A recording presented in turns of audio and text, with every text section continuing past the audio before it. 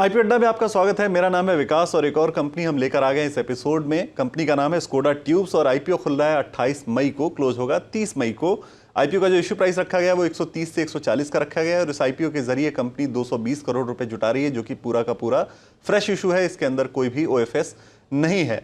Company का जो business है वो stainless steel tubes and pipes manufacturing का है।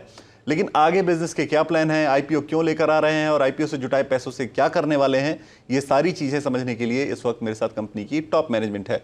मेरे साथ कंपनी के चेयरमैन और एग्जीक्यूटिव डायरेक्टर समर्थ पटेल हैं और मेरे साथ हैं रवि पटेल जो सीएफओ हैं इस कंपनी के। आप दोनों का बहुत स्वागत है एनडीटीवी प्रॉफिट हिंदी पर। और समर्थ, मैं सबसे पहला सवाल आपसे पूछना चाहता हूँ कि इस कंपनी के बिजनेस के बारे में थोड़ा बताइए कि बिजनेस कैसे शुरू हुआ, कब से शुरू हुआ और कैसा रहा अब तक का सफर।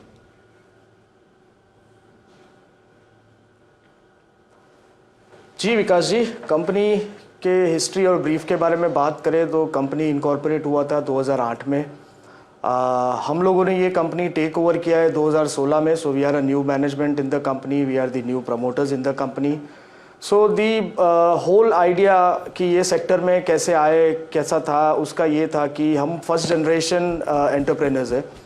मैं हो गए, रवि भाई हो गए, बाकी 3 लोग जो बोर्ड ऑफ मेंबर्स में हैं, हम सब ने ये सोचा कि why not explore a new sector when it comes to business.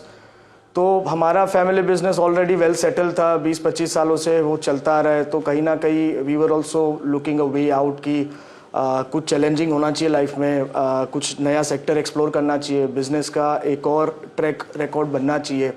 तो वहाँ पे हम लोगों ने ये डिसाइड किया कि स्टेनलेस स्टील पाइप्स और ट्यूब सेक्टर में हमें कहीं ना कहीं आना चाहिए। जैसे कि मैंने बताया था, विपुल भाई जो हमारे कंपनी के प्रेसिडेंट है करंटली, उनका ये कंपनी में ये सेक्टर में एक्सपीरियंस है कुछ 8 से 10 साल का। तो उनका एक्सपीरियंस का हम लोगों ने बेनिफिट लिया, हम साथ जुड़े और उसके साथ हमने डिसीजन लिया कि हमें ये कंपनी टेक ओवर करना चाहिए। बिल्कुल। रवि, थोड़ा बिजनेस मॉडल के बारे में आपसे समझना चाहता हूं कि बिजनेस मॉडल क्या है। आप B2C में कितने हैं और B2B में कितने हैं? सो द बिज़नेस मॉडल की अगर बात करते हैं तो ये पूरा बिज़नेस है वो B2B पे जाता है। सो हमारा जितने भी जो सेगमेंट्स है वो है oil and gas sector, chemicals, fertilizers, pharma, food and beverages, automobiles, as well as railways and transportations. So this is how the business module works. Okay. एक और, क्योंकि अब आईपीओ की बात हम लोग कर रहे हैं तो आईपीओ से अब 220 करोड़ रुपए जुटा रहे हैं और कंपनी के सीएफओ के तौर पर ये निश्चित तौर पे आपकी प्लानिंग रही होगी कि आप इसे कहाँ स्पेंड करने वाले हैं। तो क्या प्लान है आपका, कहाँ स्पेंड करने वाले हैं आईपीओ से जुटाए हुए फंड को फ्रेश इशू से? जी, तो हमारा पूरा जो कैपिटल एक्सपेंडिचर होने वाला है with the help of this funds, so we will be expanding in seamless pipes and tubes as well as हम वेल्डेड का भी हम पोर्शन ऐड करने वाले हैं। तो अगर हम seamless pipe, stainless steel seamless pipes and tubes की करंट कैपेसिटी अगर हम लुक आफ्टर करते हैं तो हमारा 10,000 मेट्रिक टन्स का कैपेसिटी है और हमारा साथ में स्टेनलेस स्टील सीमलेस का बैकवर्ड इंटीग्रेशन का जो फैसिलिटी डाला हुआ है वो 20,000 टन्स का है। So with the help of this funds हम 10,000 का जो वैकेंट रहता है capacity, we are adding the further forward integration capacity as well as हमारा वेल्डेड का जो कैपेसिटी है वो अभी फिलहाल 1,000 मेट्रिक टन्स का है, वो हम बढ़ा के लेके जा रहे हैं उसको 12,000 metric tons per annum. So पूरा का पूरा कैपिटल एक्सपेंडिचर होगा around 110 CR and others will go for the working capital. Okay Samar ji, मैं आपसे थोड़ा सा बिजनेस के और थोड़ा फर्दर डिटेल समझना चाहता हूँ कि जो आपके रॉ मटेरियल्स हैं, जो ऑफ कोर्स स्टील हैं, वो आप कहाँ से प्रोक्योर करते हैं? वो आप विद इन इंडिया कर रहे हैं या आपको कुछ स्पेशलिटी स्टील बाहर से भी इंपोर्ट करनी होती है? सो रॉ मटेरियल प्रोक्योरमेंट की बात करें तो वो 100% इंडिया से ही हो रहा है। पिछले 3-1 साल से तो इंपोर्ट बिल्कुल बंद हो चुका है यहाँ पे। तो जो भी हमारा स्पेशलिटी स्टील हो या कमोडिटी हो या कोई भी ग्रेड्स हो या कोई भी साइजेस की बात करें तो वो यहाँ पे इंडिया में इजीली अवेलेबल है। इंडिया में काफ़ी प्रोडक्शन कैपेसिटी का ऑलरेडी सेटअप भी है। सो सारा इंडिया से ही आता है, there is no import. Okay.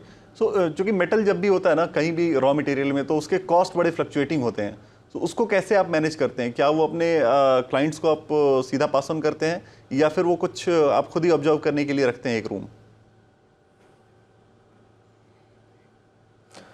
तो ये जो चीज़ है कि मेटल सेक्टर में प्राइसेस काफ़ी फ्लक्चुएट होते हैं, तो मैं एक थोड़ा सा क्लैरिफिकेशन देना चाहूँगा कि स्टेनलेस स्टील काफ़ी कमोडिटी स्टील आइटम से अलग है, उससे हम उसकी तुलना नहीं कर सकते। स्टेनलेस स्टील में प्राइस फ्लक्चुएशन उतना कहीं पे देखने को मिलता नहीं है। अगर आप निकल की बात करें, जो हमारा कोर एलिमेंट है, निकल के प्राइस के ऊपर ही हमारा स्टेनलेस स्टील का प्राइस डिसाइड होता है, तो काफ़ी हद तक बेस लाइन पे चल रहा है और काफ़ी स्टेगनेंट भी चल रहा है। ज़्यादा से ज़्यादा हम 3 से 4% उतार चढ़ाव कहीं ना कहीं साल में देखते हैं। उसके साथ हमारा जो पूरा बिजनेस सेटअप है वो order to order basis, that is tailored made पे है। सो फॉर एग्जांपल, हमारे कस्टमर से हमें ऑर्डर आता है, उसके बाद 7 दिन की हमारी प्रोक्योरमेंट पॉलिसी होती है, जिसमें उसके लिए जो ज़रूरी रॉ मटेरियल है वो वही टाइम पे, वही जो प्राइस पे ऑर्डर लिया है वही प्राइस पे कहीं ना कहीं हम लोग उसको प्लेस करेंगे। तो ऐसी चीज़ों में कहीं ना कहीं रॉ मटेरियल स्टॉक करना या फिनिश गुड्स का स्टॉक करना, प्राइसेस के प्लस माइनस होने पे उसको बेचना या लेना, वो हमारा बिजनेस सेक्टर है ही नहीं। That is not the whole thing. पूरा का पूरा टेलर्ड मेड पे जाता है, ये order to order RFQ basis पे है। बिल्कुल।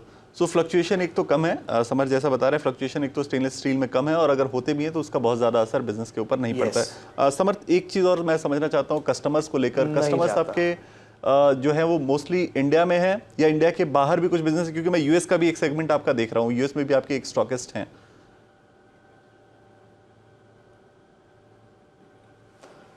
तो कस्टमर सेगमेंट की बात करें ग्लोबल लेवल पे, तो फुटप्रिंट्स की बात करते हैं तो यूरोपियन कंट्रीज़ में हमारा काफ़ी अच्छा होल्ड है और America is also one of our customers, तो वो भी हमारा एक सेक्टर हो गया।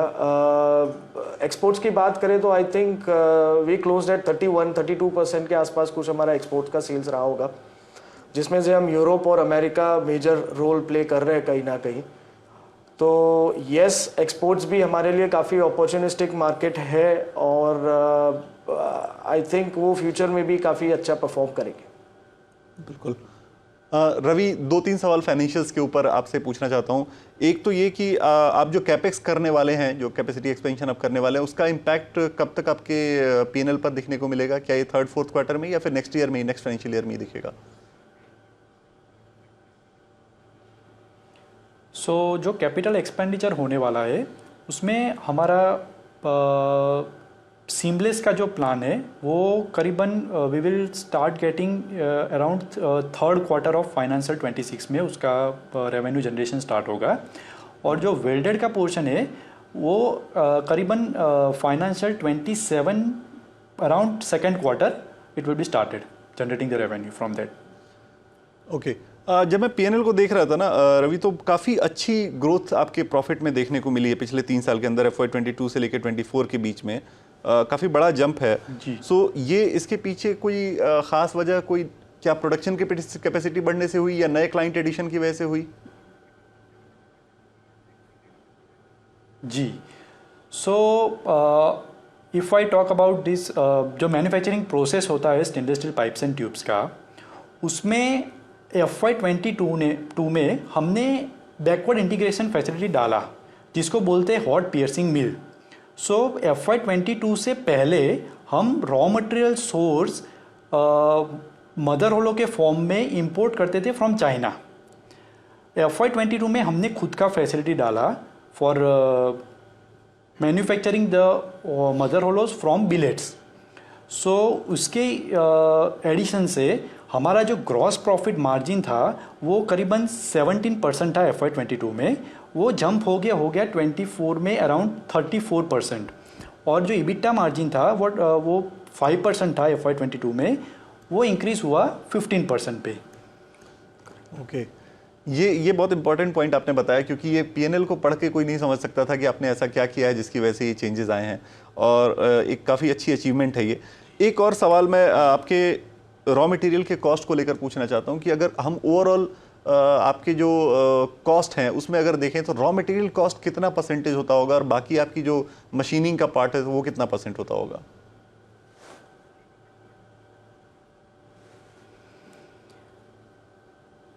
सो द टोटल जो ग्रॉस मार्जिन की अगर बात करते हैं तो that is around 34%.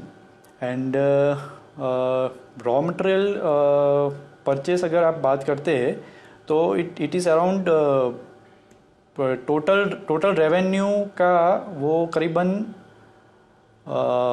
70% is the revenue purchase of raw materials.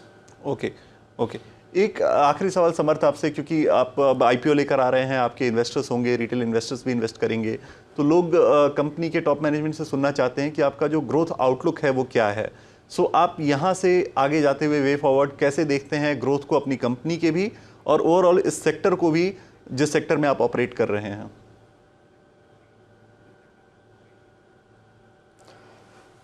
Growth की बात करते हैं तो पहले मैं थोड़ा ये सेक्टर के बारे में ब्रीफ करना चाहूँगा कि इंडिया में अगर डिमांड देखी जाए तो वो आई थिंक 7 to 8% से ईयर ऑन ईयर बढ़ने के चांस है, और ग्लोबल लेवल पे देखी जाए तो वो 4 से 5% से बढ़ने के चांस है. काफ़ी सारे सेक्टर्स में काफ़ी नए प्रोजेक्ट्स आ रहे हैं जिसके लिए स्टेनलेस स्टील पाइप्स और ट्यूब्स की रिक्वायरमेंट कहीं ना कहीं रहने वाली है. उसके साथ साथ ग्लोबल लेवल पे जो भी एंटी चाइना मूवमेंट चल रही है, कंट्रीज़ जो चाइना के साथ नहीं बिजनेस करना चाहते उनके लिए, वो कंट्रीज़ के लिए कहीं ना कहीं सेकंड ऑप्शन इंडिया के लिए वो दरवाजे और अपॉर्चुनिटी खुलने वाली है.